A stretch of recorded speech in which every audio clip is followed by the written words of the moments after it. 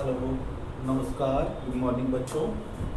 आज हम मनोविज्ञान का एक नया टॉपिक मनोविज्ञान का विकास कैसे हुआ वो करेंगे। मनोविज्ञान का विकास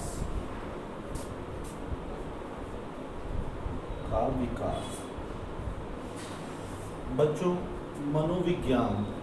मनोविज्ञान विषय कभी स्वतंत्र विषय नहीं था। ये दूसरे विषय का एक पार्ट था। ये जिस विषय का पार्ट था उस विषय का नाम है फिलॉसफी, जिसको हिंदी में दर्शन शास्त्र बोला जाता है। मनोविज्ञान किस विषय का पार्ट था? दर्शन शास्त्र।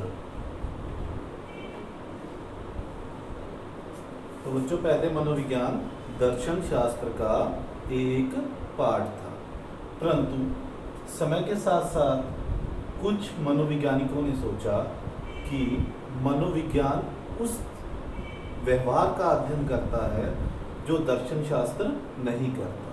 मनोविज्ञान में व्यवहार का अध्ययन किया जाता है, परंतु दर्शन शास्त्र में आत्मा, मन, इन चीज़ों का या धर्म, इन चीज़ों का अध्ययन किया जाता है। इसलिए मनोविज्ञान को दर्शन शास्त्र से अलग करने के लिए विलियम वुंट ने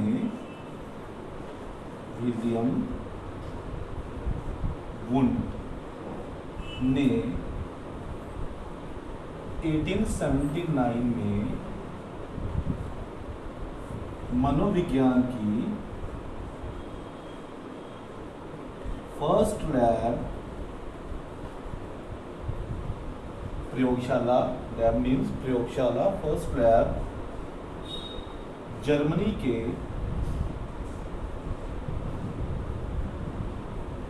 लिप्जिग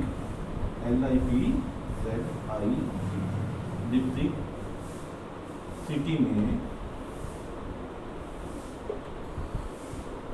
बनाई। देखो बच्चों, ये क्वेश्चन बहुत ही ज़्यादा इम्पोर्टेंट है कि मनोविज्ञान की पहली लैब किसने बनाई?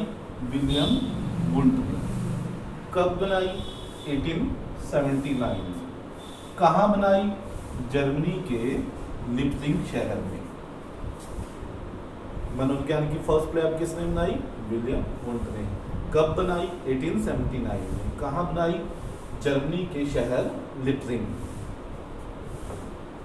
इसके बाद ये लैब बनने के बाद मनोविज्ञान को एक स्वतंत्र सब्जेक्ट का दर्जा प्राप्त हो गया। अब मनोविज्ञान दर्शन शास्त्र से अलग हो गया और एक स्वतंत्र विषय बन गया।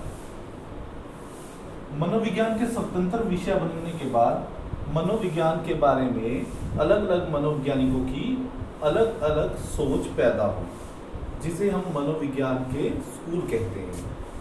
सेम सोच वाले, सेम विचार रखने वाले व्यक्ति एक स्कूल में, दूसरे विचार दूसरे स्कूल में, तीसरे विचार तीसरे स्कूल में, इस प्रकार मनोविज्ञान के अलग अलग स्कूल बन गए।